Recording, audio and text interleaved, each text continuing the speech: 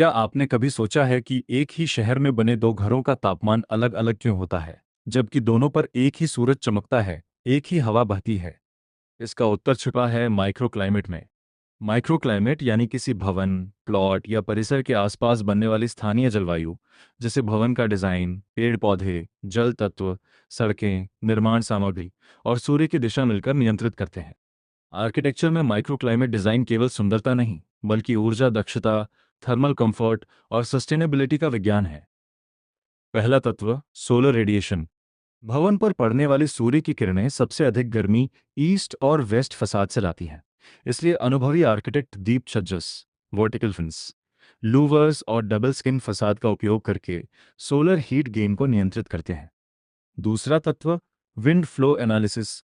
प्राकृतिक वेंटिलेशन तभी प्रभावी होता है जब भवन स्थानीय प्रिवेलिंग विंड डायरेक्शन के अनुसार डिजाइन किया जाए।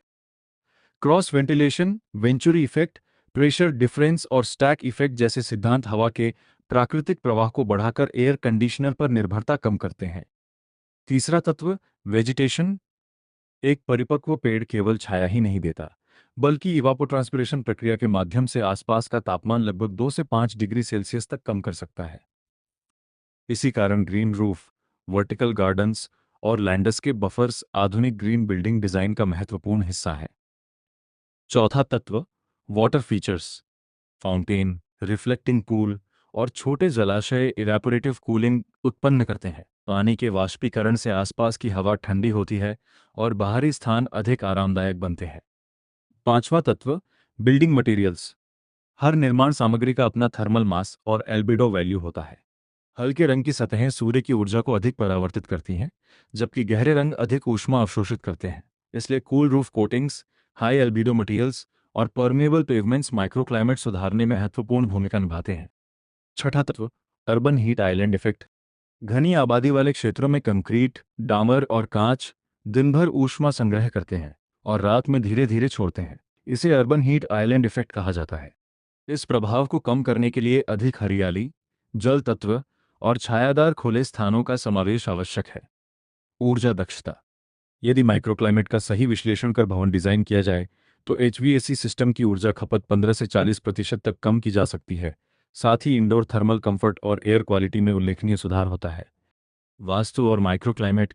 भारतीय वास्तुशास्त्र भी सूर्य, वायु, जल, हरियाली और खुले आकाश के संतुलित उपयोग पर बल देता है। आधुनिक माइक्रोक्लाइमेट विश्लेषण इन्हीं सिद्धांतों को वैज्ञानिक आधार पर लागू करता है, जिससे भवन अधिक प्राकृतिक, ऊर्जा कुशल और स्वस्थ बनता है। याद रखिए, एक अच्छा आर्किटेक्ट केवल भवन नहीं बनाता, बल्कि उसके आसपास की जलवायु भी डिजाइन करता है। और यही है माइक्रो क्लाइमेट डिजाइन, जहां विज्ञान, प्रकृति और वास्तुकला मिलकर भविष्य के टिकाऊ और आरामदायक भवनों का निर्माण करते हैं। तो देखते रहिए वास्तुलॉजी आर्किटेक्चर डिजाइन, जहां वास्तु और आधुनिक विज्ञान मिलकर रचते हैं ऊर्जा कुशल, पर्यावरण अनुकूल और भविष्य की वास्तुकला।